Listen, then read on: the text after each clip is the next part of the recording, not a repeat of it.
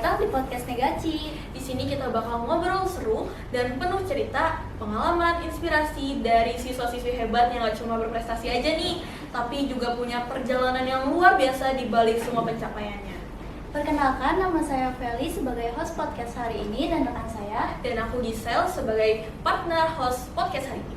Hari ini tentunya spesial banget nih, karena kita kedatangan Akang Teteh dari Rama Sinta yang jadi representasi positif anak muda di sekolah. Halo Akang Teteh, gimana kabarnya hari ini? Alhamdulillah baik, Teh. Alhamdulillah baik juga, Teh.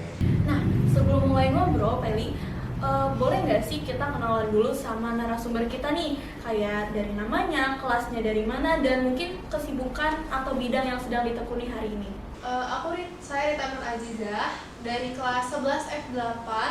Untuk kali ini bidang yang lagi saya tekuni itu yaitu saya juga kan bagian dari paguyuban Putra Putri Batik Karawang. Dan nama saya Fakih Albayhaqi, saya dari kelas 11 F2. Mungkin kesibukan belakangan ini saya juga bagian dari Duta Genre Kabupaten Karawang tahun 2025. Lagi banyak acara. Wah, keren banget sih ya. Kabupaten Karawang loh, Vel. Nah, tau gak sih, Vel, narasumber kita yang sekarang itu prestasinya banjir banget, bener-bener banyak banget prestasinya. Mulai dari Kang Fatih dulu nih. Dari Kang Fatih itu pernah mendapatkan juara 2 Rama Sinta di SMA N 3 Cikampek periode 2025 dan 2026. Nah, terus juga pernah meraih juara 5 Duta Genre Kabupaten Karawang 2025-2026. Wah, keren banget ya Teh. Iya. Kemudian di sini juga ada prestasi dari Terita yang gak kalah keren nih. Yang pertama, Terita pernah menjabat sebagai Wakil Ketua OSIS di MTS Cekuro. Kemudian pernah juga mendapatkan juara 3 pidato bahasa Indonesia. Yang ketiga, sering mendapatkan peringkat akademik di kelas. Dan sekarang Terita sedang menjalankan kewajibannya sebagai Putra Putri Batik Kabupaten Karawang tahun 2025 sampai 2026. Dan sekarang juga Terita mendapatkan harapan 1 di Rama Sinta SMA N 3 Cikampek tahun 2025 sampai 2026. Wah, keren banget sih ya, bener-bener banjir banget. Nah, pengalaman aku sendiri, kebetulan ya, aku itu satu SMP sama Kang Fakih nih. Dan emang dari dulu tuh aku sering banget ngeliat Kang Fakih di berbagai acara kayak fashion show atau di lomba-lomba juga aku sering ketemu. Jadi emang Kang Fakih ini narasumber kita salah satu ini tuh ambisinya tuh konsisten banget ya, Vel. Keren banget sih Teh. Nah, kalau membahas soal prestasi, Kalau membahas tentang prestasi dan pencapaian, menurut Akang Teteh sendiri, apa sih arti berprestasi? Apakah selalu tentang juara dan pengakuan? Kalau menurut saya pribadi ya Teh ya, prestasi itu tentang juara juga dan juga pengakuan. Karena dari prestasi yang sudah saya capai itu pasti kan ada proses yang benar-benar berat ya Teh buat dapetinnya. Juga kan pasti ada hasilnya juga. Nah, jadi menurut saya juga prestasi ini keduanya sih Teh. Karena kalau kita mendapatkan prestasi sesuatu pasti kita tuh bakal diakuin dan juga bakal orang-orang tuh bakal tahu tentang prestasi kita. setuju. Kalau dari Kang Fakih sendiri, Menurut saya prestasi bukan hanya sekedar juara atau pengakuan, tetapi prestasi adalah sesuai pencapaian apa yang kita bisa capai walaupun itu tidak sesuai harapan yang kita inginkan. Setuju. Nah, kembali lagi dengan prestasi, aku penasaran nih. Menurut Akang Fakih dan Teh Rita sendiri itu lebih penting dikenal karena prestasi atau karena kepribadian, dan kenapa? Dari saya dulu ya Teh, boleh? Dari kepribadian sih Teh. Karena kan di zaman sekarang juga tuh kadang orang itu berprestasi, ada orang yang berprestasi tapi kepribadiannya tuh yang jelek. Iya kan? Jadi kan kayak yang menurut saya pribadi itu lebih baik pribadi kita yang lebih baiknya dulu, baru prestasi itu menyusul. Kalau dari saya sama seperti Terita, yaitu kepribadian, karena kepribadian itu lebih penting daripada prestasi. Karena percuma kalau misalnya kita berprestasi tapi kepribadian kita jelek, karena orang itu memandang kita bukan dari prestasinya saja, tetapi dari kepribadian kitanya juga. Setuju. Attitude nomor 1 ya, Kang? Ya, betul sekali. Nah, Akang Teteh kan sering mendapatkan juara dan tentunya membawa nama baik sekolah kan. Sebagai seseorang yang membawa nama baik sekolah, menurut Akang Teteh sendiri lebih sulit membangun nama atau menjaga nama baik yang sudah dimiliki? menurut saya lebih susah itu menjaga nama baik yang sudah dibangun, karena untuk membangun nama dari nol itu emang susah, tetapi lebih susah untuk menjaganya karena tidak semua orang bisa menjaga konsisten nama baik mereka. Karena kadang ya orang menilai itu salah karena menilai orang tuh jadi jelek karena satu kesalahan kita. Padahal kita sudah membuat kebaikan yang sangat besar, tapi bisa dicap jelek saat itu juga karena melakukan satu kesalahan gitu. Kalau dari Teteh sendiri, kalau menurut saya pribadi sih sama aja sih Teh, sama kayak kamu.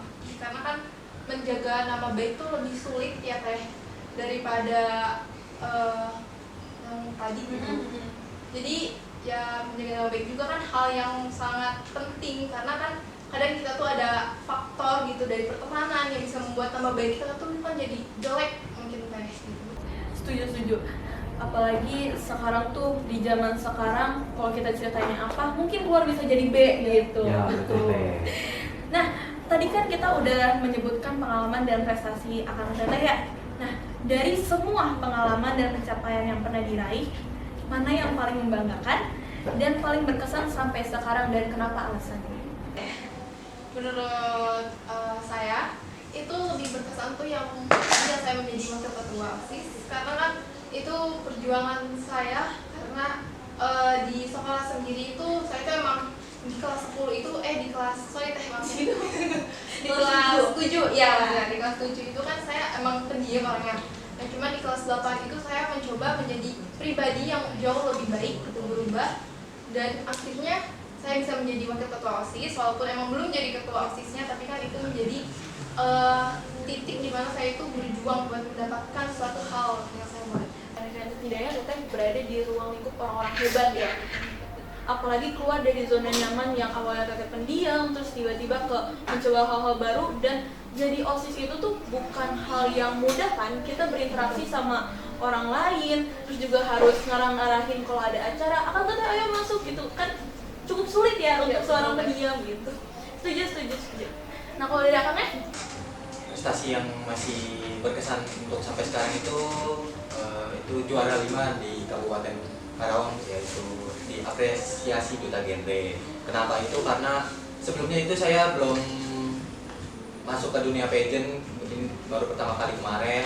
Saya itu sebelumnya di bidang olahraga, makanya itu paling berkesan ya, mungkin itu yang bisa bikin pengalaman saya nambah sama ilmu saya juga nambah.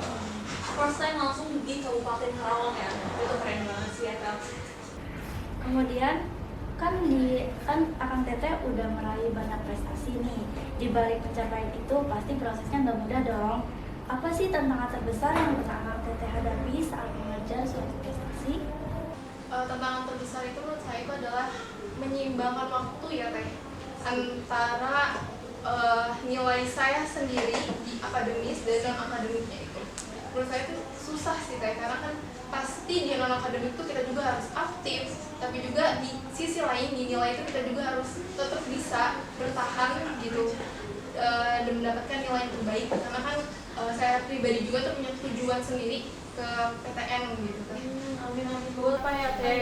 Susah juga sih membagi waktu antara akademik dan non akademik, dan harus stabil nilainya. Keren banget sih Teh. Semoga berhasil ya Teh. Amin, terima kasih. Dari Kang Fakinya? Kalau dari saya itu butuh mengorbanin salah satu dari apa yang menurut kita itu penting, karena nggak semua itu bisa kita jalanin. Jadi ya mungkin pengorbanan itu yang paling berat sih Teh. Mengatur skala prioritas gitu Ya, betul. Susah banget sih emang. Dan membahas soal pencapaian, pernah nggak Akang Teteh ngerasa gagal atau kecewa banget nih terhadap hasil yang didapat? Dan gimana sih tips and trik cara bangkit dari kondisi itu? Kegagalan mungkin kegagalan yang pernah saya alami itu adalah karena sebelum juga saya tuh pernah gitu kayak ikut di Duta Genre sebelum kebutuhan Butibat ini. Saya juga gagal menjadi finalis, tapi dari situ saya jadi tahu bahwa diri saya ini lebih berkembang gitu, lebih pantas, dan Tuhan tuh nakdirinnya tuh di Putra Bukti Batik ini Teh. Jadi kayak ada pelajaran sendiri gitu bagi saya. Dari Akang? Mungkin kalau dari saya ya, itu pelajaran dari lomba Ramai Cinta di tahun kemarin. Itu saya maksudnya gagal juara pertama, saya itu juara kedua ya, tapi tetap disyukurin. Nah itu membuat saya dapat pelajaran, mungkin masih perlu ada yang diperbaiki, masih perlu ada yang dipelajari lagi, masih perlu lebih keras lagi di usahanya, seperti itu saya. Berarti well teman-teman, kegagalan bukan berarti kita udah selesai ya ceritanya di situ, tetapi ada tempat lain di mana kita bisa lebih berkembang, bisa lebih begitu. Nah, Vel, Kang Teh, pernah nggak sih dengar kalau katanya proses itu nggak pernah bohong? Nah, proses paling berat atau paling gak enak yang pernah Akang Teteh jalani, tapi ternyata paling worth it, kira-kira apa tuh? Menurut saya itu adalah dimana saya itu lagi menjalani masa karantina di Putra Putri Batik Karawang, karena kan itu bolak-balik terus ya, kayak PP gitu, Cikampek Karawang, karena kan itu makan waktu yang cukup panjang juga ya teh, walaupun emang setengah jam, tapi menurut saya itu worth it sih teh, karena kan jadi nambah relasi saya, karena kan di Putra Putri Batik Karawang itu bukan cuma kita tuh bertemu sama seseorang yang seumuran sama kita, tapi juga ada yang udah kuliah, ada yang udah kerja, jadi relasinya tuh lebih banyak lagi buat diri aku sendiri sih teh. Dan hasilnya juga Teteh jadi keterima gitu ya, kayak nggak apa-apa Teh, hitung-hitung jalan-jalan deh dari Cikampek ke Karawang. Kalau dari Akangnya? Sama seperti Teh Rika, cuman saya itu di karantina waktu masa apresiasi Duta Genre. Itu sama, saya juga pulang pergi, apalagi saya bawa motor sendiri kan, berangkat subuh pagi, pulangnya hampir mau tengah malam. Jadi mungkin itu proses yang paling terberat sih. Cuman mendapatkan hasil yang lumayan cukup di Duta Genre ini, alhamdulillah. Alhamdulillah, berarti worth it banget lah ya. Nah, Akang Teteh kan udah menjalankan proses yang panjang ya untuk mencapai titik saat ini. Apakah pernah ada masa di mana Akang Teteh merasa down sampai hampir mau nyerah gitu? Terus gimana sih caranya Akang Teteh bisa bangkit lagi? Dari saya pernah waktu itu masa saya down itu karena waktu mau dikirim ke kabupaten itu memperduta genre sempat nggak diizinin sama orang tua, tetapi saya berusaha untuk meyakinkan orang tua saya untuk mengizinkan. Terus juga kenapa saya berusaha untuk meyakinkan, karena ada alasan, itu saya salah satu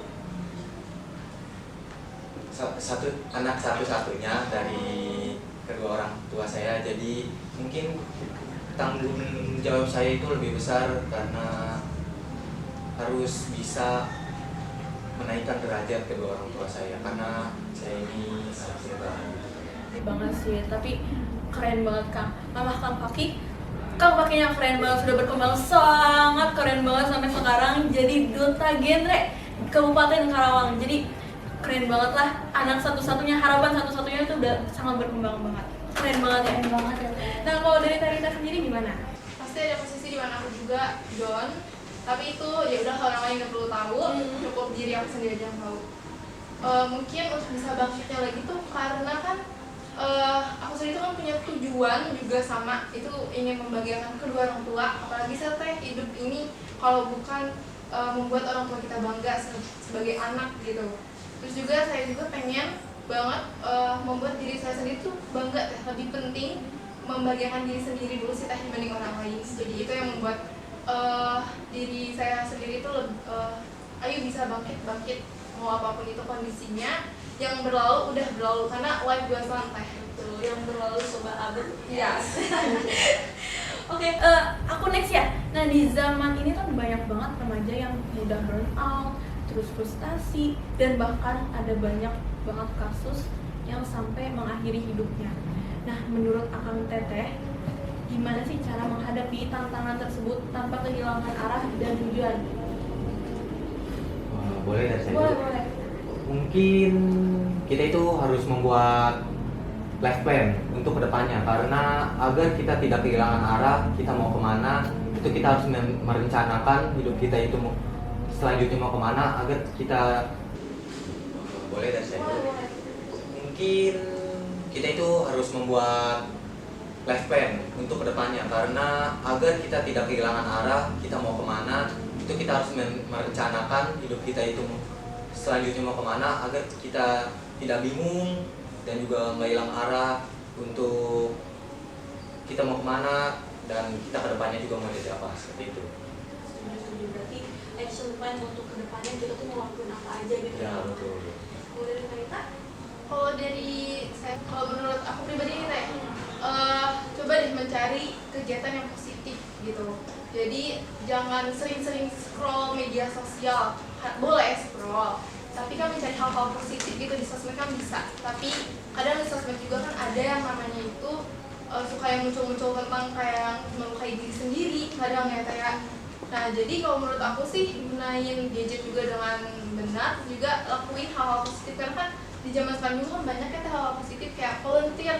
Itu kan banyak ya kita bisa ikutin gitu, karena kan menjadi wanita juga itu kita harus bisa berdiri di kaki kita sendiri, harus menginspirasi juga. Kadang tuh juga aku setuju sih sama Karita, kadang tuh misalkan kita sebagai remaja pasti adalah galau-galau ya, misalkan ditinggal HTS tiba-tiba udah punya pacar, atau mantan udah punya pacar baru. Kadang tuh mencari kegiatan positif kayak tiba-tiba sibuk itu tuh sangat works banget ya. Jadi lupa capeknya, jadi nggak berasa, jadi pulang-pulang sampai rumah tidur udah lanjutin aktivitas seperti biasa, sekolah dan lain-lain. Setuju banget sama Karita. Nah, lanjut Tel. Nah, di tengah-tengah kegiatan Akang Teteh ini sebagai peraih prestasi yang banyak, gimana sih cara Akang Teteh menjaga keseimbangan di tengah akademik, organisasi, pertemanan, dan kehidupan pribadinya?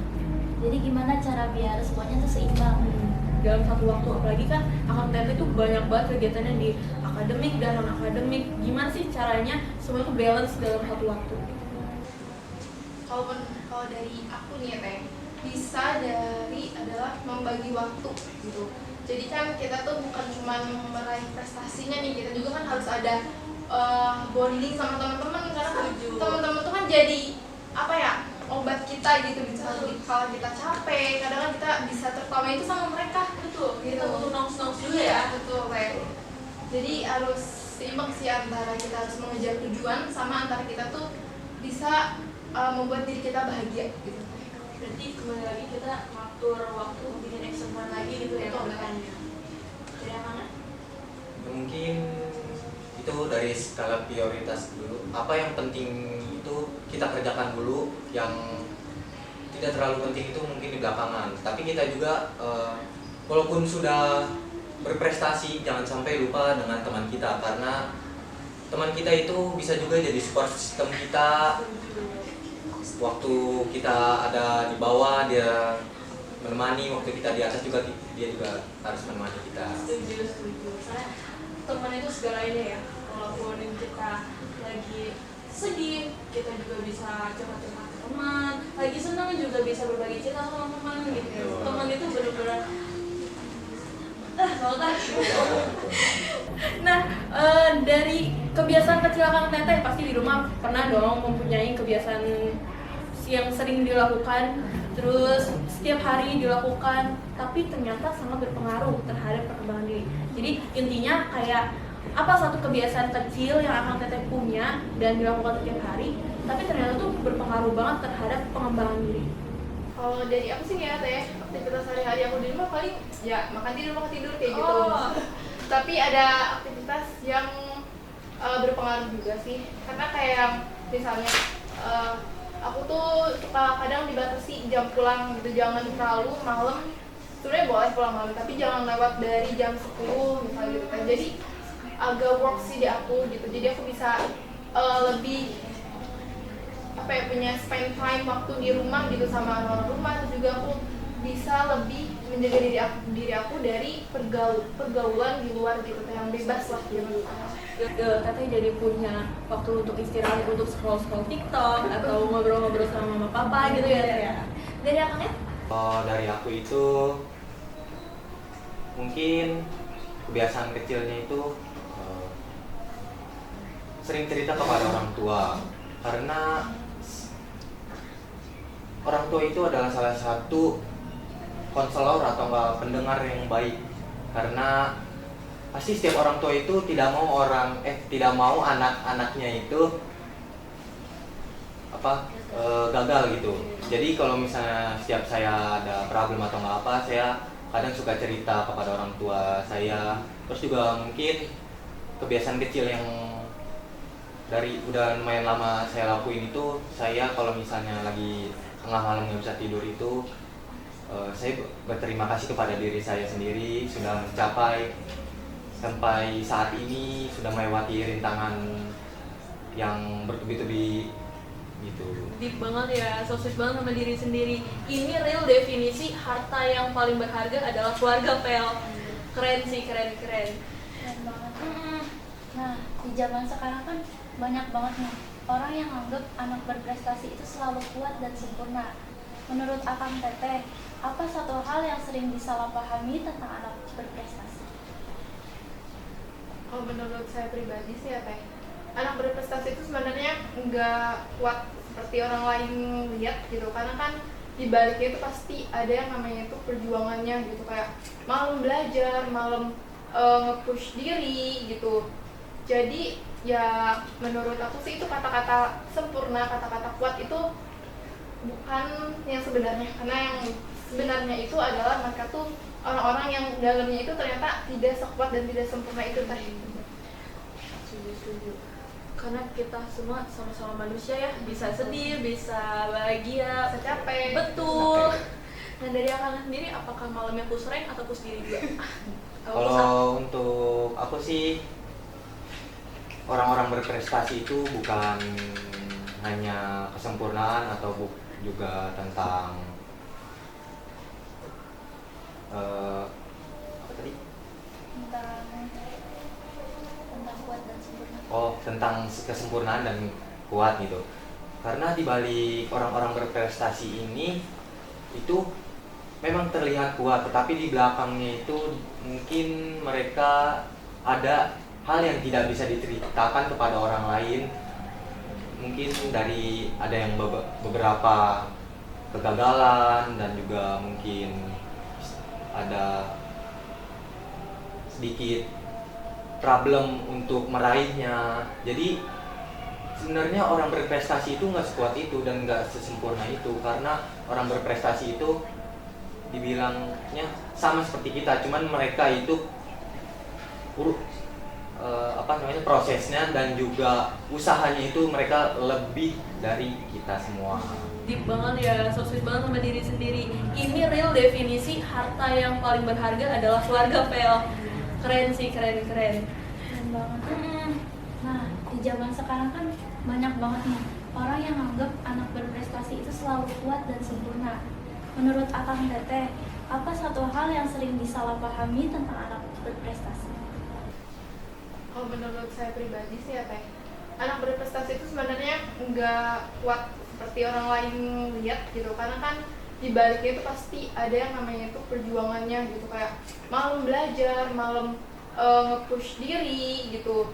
Jadi ya menurut aku sih itu kata-kata sempurna, kata-kata kuat itu bukan yang sebenarnya, karena yang sebenarnya itu adalah mereka tuh orang-orang yang dalamnya itu ternyata tidak sekuat dan tidak sempurna itu tadi. Setuju. Karena kita semua sama-sama manusia ya, bisa sedih, bisa bahagia, Bisa capek. betul.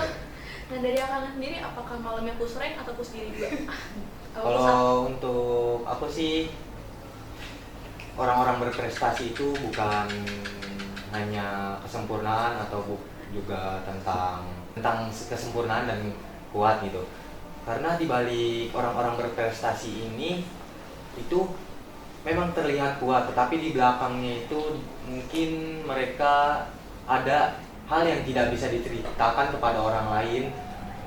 Mungkin dari ada yang beberapa kegagalan dan juga mungkin ada sedikit problem untuk meraihnya. Jadi sebenarnya orang berprestasi itu nggak sekuat itu dan nggak sesempurna itu, karena orang berprestasi itu dibilangnya sama seperti kita, cuman mereka itu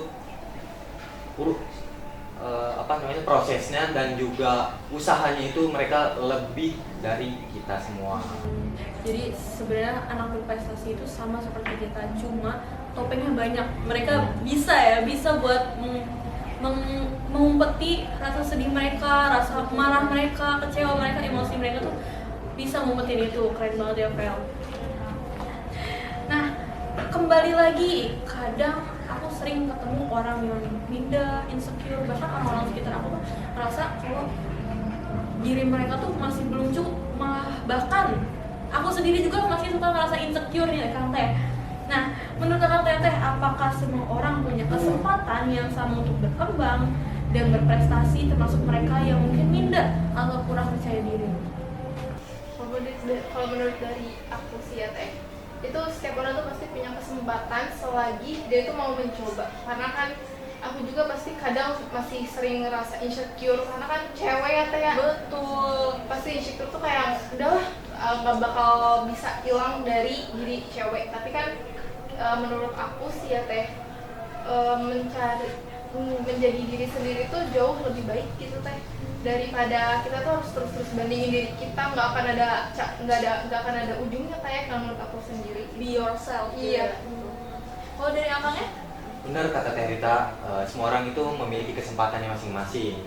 Tapi kita tidak perlu memikirkan perkataan orang lain. Kita harus percaya diri, percaya kepada diri kita sendiri bahwa kita itu bisa. Karena kalau misalnya kita memikirkan perkataan orang lain, mungkin itu bakal menghambat proses kita dan juga pengembangan diri kita gitu Teh.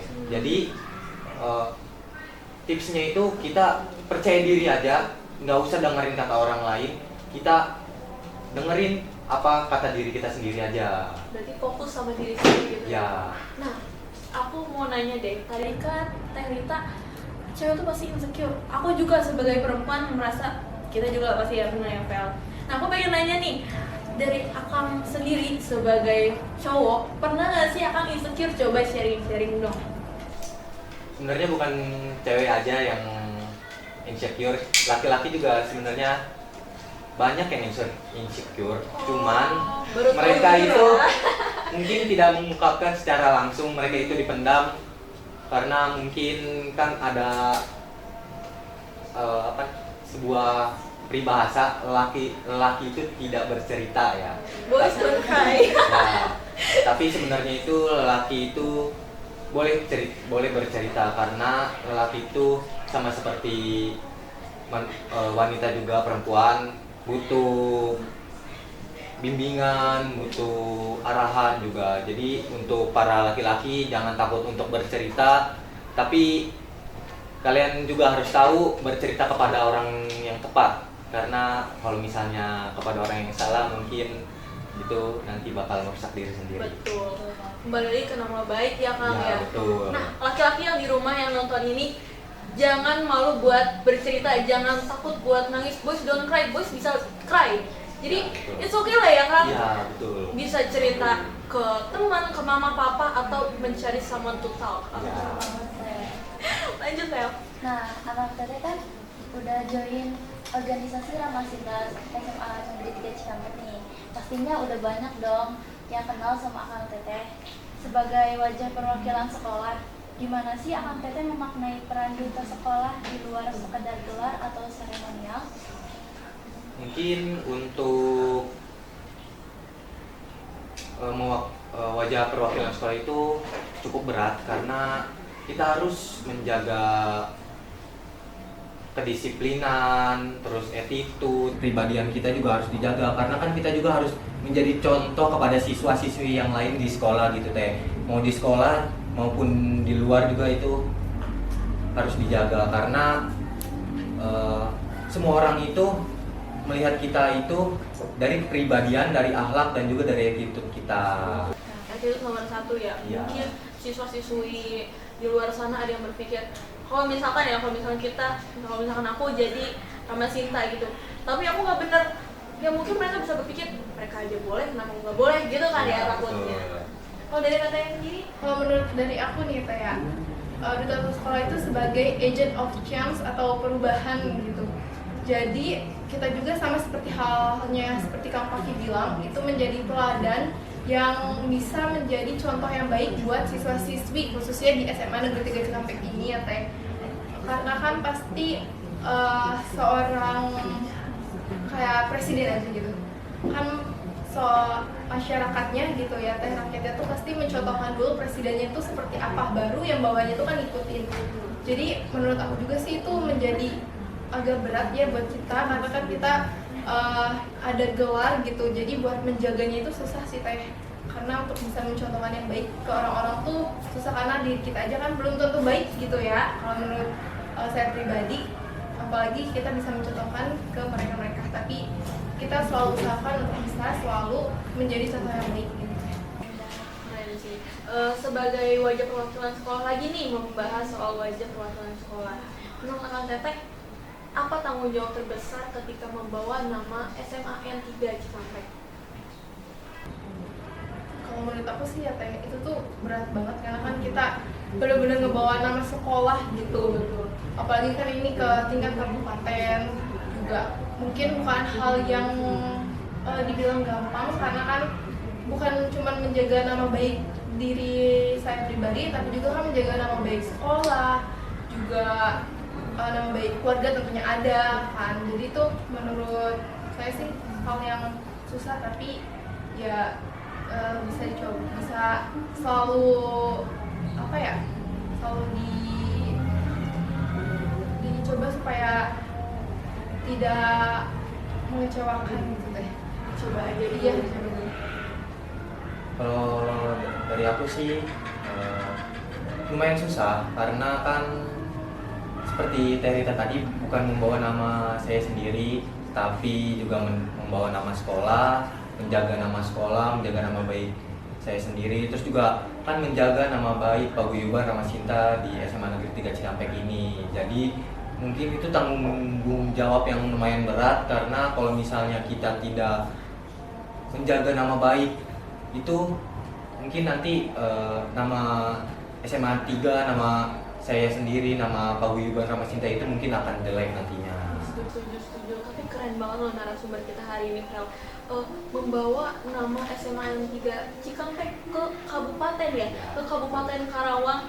Aku bawa nama sendiri aja tuh susah, tapi ini udah ngebawa nama keluarga, nama baik diri sendiri, bahkan sampai nama baik sekolah. Itu keren banget sih, Fel. Miss banget. Di balik semua ini nih Kak Teh, di balik semua perjalanan dan proses ini, ada gak sih sosok yang paling berpengaruh dalam perjalanan Akang Teteh sampai di titik sekarang?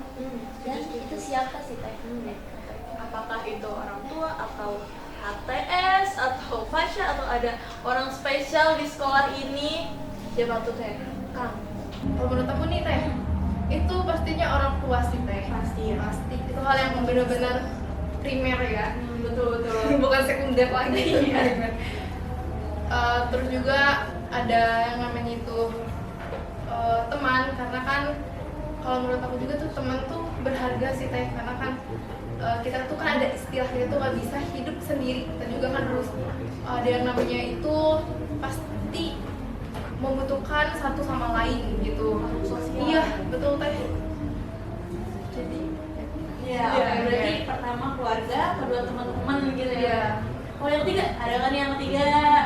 Yang ketiga ada Secret ya. Kalau dari Kang Fatin sendiri? Kalau dari saya sih, yang pertama itu pastinya orang tua, karena orang tua itu adalah salah satu support system yang terbaik untuk diri saya sendiri maupun anak-anak yang lain. Yang kedua itu salah satu guru dari SMA Negeri 3 Cikampek, yaitu walas saya di kelas 10 N6, yaitu Pak Hamja. Mungkin kalau misalnya nggak ada dia, saya tidak mengikuti Ramasinta tahun kemarin, karena saya itu jujur tahun kemarin itu sebenarnya belum pede, belum percaya diri banget gitu, karena kan baru masuk ke ranah pageant gitu ya. Sebelumnya kan di bidang olahraga. Jadi saya berterima kasih banget kepada Pak Hamzah karena sudah mendorong, mensupport dan juga percaya sama saya kalau misalnya saya itu bisa sejauh ini. Dan terus juga nggak lupa dari teman-teman sekitar saya, sahabat saya juga, saudara-saudara saya juga yang memberikan support system. Keren banget. Halo Pak Hamzah, nonton kan? Berarti keren banget ya peran Pak Hamzah di hidupnya Kang Fakih itu bisa mendorong dari olahraga ke pageant. Ya. Itu jomplang jauh banget loh, dari olahraga tiba-tiba ke sebagai wajah sekolah, terus juga fashion show ya Kang, pasti kalau Duta Genre fashion show nggak? Iya, ada fashion Ada show fashion juga, show-nya? ada K-pop. Lebih ke fashion lagi gitu kan? Kalau misalnya di Duta Genre itu sebenarnya hampir sama, cuman nggak terlalu sama pageant-pageant lainnya. Kalau misalnya Duta Genre ini dia itu role model remaja yang yang mengajak kepada remaja lainnya untuk bisa merencanakan hidup ke depannya gitu, dan juga agar bisa mengenali isu-isu tentang kenakalan remaja yang lagi booming-boomingnya, dan juga mungkin dari kesehatan mental para remajanya, terus juga sama kesehatan reproduksinya seperti itu. Jomplang banget kan dari olahraga ke Duta Genre, itu keren banget sih. Pastinya nggak mudah ya. Gak mudah banget, susah banget, pasti prosesnya itu seperti yang tadi Kang Fakih bilang ya, PP Cikampek Karawang, terus juga di karantina berhari-hari, itu keren banget sih. Keren Pak Hamzah. Nah lanjut, dari Akang Teteh sendiri, apa nasihat terbaik yang pernah Akang Teteh terima dan masih dipegang sampai hari ini?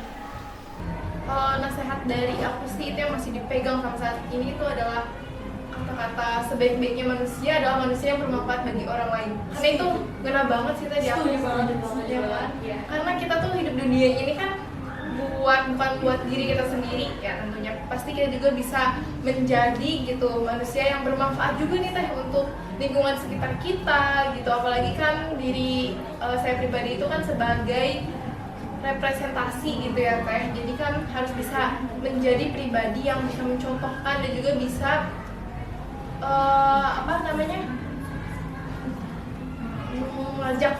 mengajak orang-orang sekitar gitu Teh.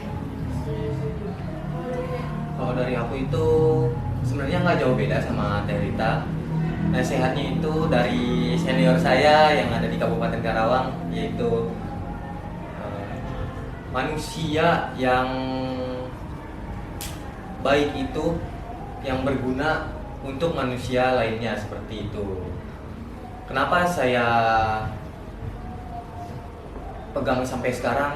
Karena mungkin kita itu tidak bisa berjalan sendiri gitu Teh. Kadang juga kita itu dibutuhkan untuk orang lain, maupun orang lain juga butuh dengan kita. Terus juga tolong menolong sesama manusia itu juga kan baik gitu. Nah dari nasihat dari Akang Teteh itu kan, yang diterima dari Akang Teteh itu kan ngena banget ya, jujur sampai aku kan iya juga sih ya, ya relate ya, benar juga ya.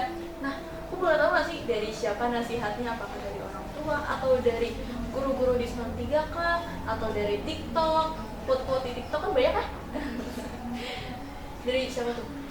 Kalau aku tuh yang tadi tuh kebetulan dari guru-guru aku sebelumnya itu sering banget yang bilang kayak gitu, karena itu menurut aku tuh lebih ditekanin gitu sih, karena kan lebih di organisasi ya, dulu aku ada pengalaman di organisasi, jadi dia tuh guru aku tuh sebelum itu lebih sering menasihati aku tuh dengan kata-kata seperti itu supaya aku tuh bisa jadi manusia yang bermanfaat gitu guys. Untuk bekal ke depannya. Iya. Dari yang mana? Saya itu dari mana? Saya itu dari senior saya di Forum Duta Genre Kabupaten Karawang itu, yaitu namanya ketua forumnya itu yaitu Kang Zaki. Halo Kang Zaki. Keren banget sih Kang Zaki, bisa memberi nasihat yang nempel banget di otaknya Kang Fakih gitu, dan berarti banget sehingga bisa membuat Kang Fakil lebih berkembang. Terus Kalau tadi kan nasihat dari orang lain ke Akang Teteh. Kalau sekarang ada gak sih satu pesan untuk teman-teman di sekolah atau yang lagi nonton sekarang yang mungkin masih takut mencoba, takut gagal atau merasa dirinya tuh biasa aja. Nah, ada gak kata-kata buat mereka? Dari Akang Teteh. Dari aku, nih guys, buat kalian yang masih takut coba, kalian tuh jangan terlalu nge-stuck di zona nyaman kalian. Kalian tuh bisa keluar dari zona nyaman kalian, cari diri kalian. Kalian ini bisa berkembang, bisa berprestasi di bidang mana, karena gak ada yang namanya itu orang yang tidak berprestasi, gak ada yang namanya orang tuh yang gak berguna, tapi adanya itu adalah orang yang males ya Teh ya. betul. Jadi ayo bangkit, cari jati diri kalian, dan juga Gak ada orang yang gak berprestasi Ya, gitu betul. ya. Cari diri lo. Mungkin pesan untuk yang lagi nonton ini, jangan takut untuk mencoba karena kesempatan itu pasti ada. Karena kesempatan itu bukan yang nggak ada, tetapi usaha kitanya yang kurang. Dan juga mungkin usaha kitanya yang menunda-nunda, nanti. Terus juga percaya diri kepada diri kita sendiri seperti tadi, jangan mendengarkan perkataan orang lain. Kita fokus kepada planning kita, rencana kita untuk kedepannya. Jadi mencoba, karena kesuksesan itu perlu proses dan perlu mencoba. Setuju. Jadi buat teman-teman di rumah, ayo konsisten, jangan menunda-nunda ya Kang. Iya.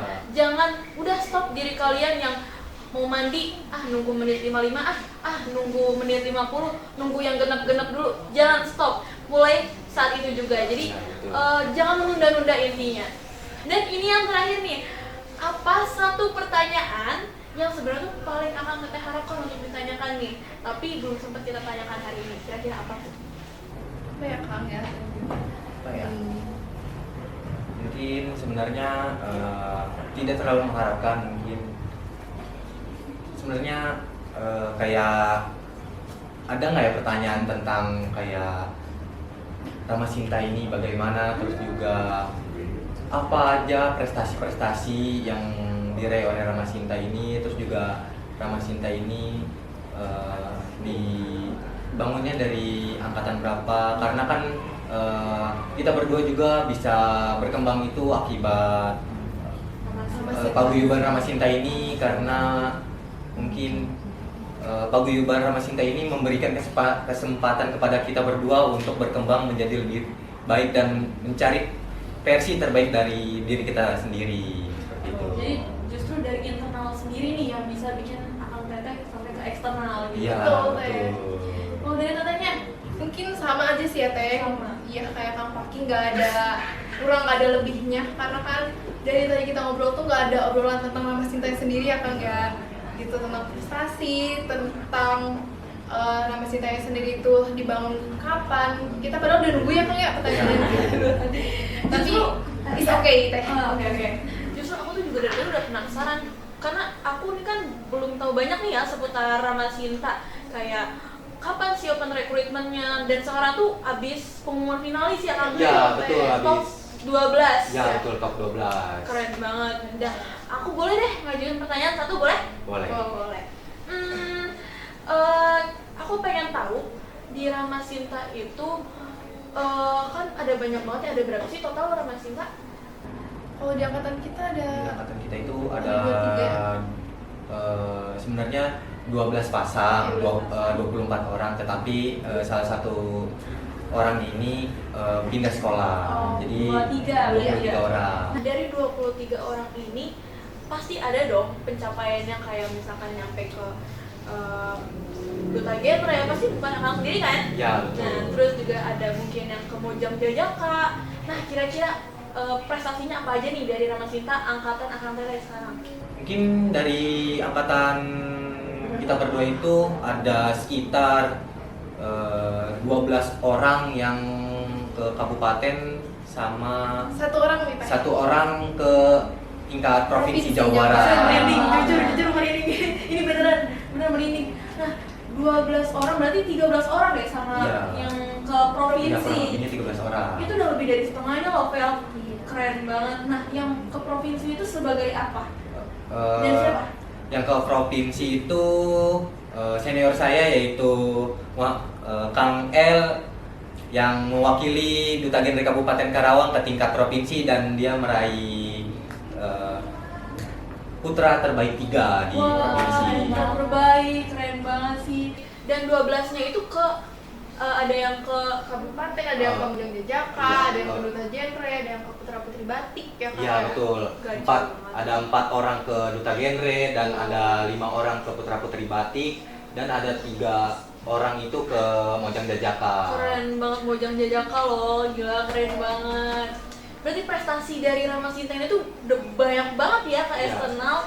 Mungkin kalau bisa dibilang itu angkatan kita berdua ini tuh kayak Dibilangnya golden era. iya, the golden era gitu. Bukan golden hour lagi ya, Iya. golden era, gila keren banget sih. Keren banget. Berarti tahun ini gacor-gacor semua ya. Ya, betul. Semoga di next generation ya, di tahun berikutnya bisa lebih gacor lagi ya. Ya, Jadiin semoga. tahun ini sebagai motivasi. Betul. Betul. Berarti tahun depan harus 24 orang ya. Harus melebihi. Harus bisa kita harus. lebih akang teteh yang sebelumnya. Betul, harus jadi motivasi ya. Ya Sampai. betul. Oke. Wah, nggak terasa banget ya obrolan kita, seru banget hari ini Kang Gak Beb. berasa banget. Iya, nggak berasa Iya, nggak berasa banget. banget ya. Sampai aja tadi cerita-ceritanya. Terima kasih banyak untuk Akang Teteh yang sudah berbagi cerita, pengalaman, dan pelajaran hidup yang luar biasa. Nah, semoga obrolan hari ini bisa jadi motivasi buat teman-teman semua yang ada di rumah, yang ada di kelas, atau yang ada di luar lagi nonton ini, mendengarkan ini, untuk terus berkembang. Nah, dan percaya bahwa setiap proses punya hasilnya masing-masing. Kami selaku host pamit undur diri. Sampai jumpa di podcast berikutnya. Dan tetap jadi versi terbaik diri kalian. Dadah! Dadah! Dadah.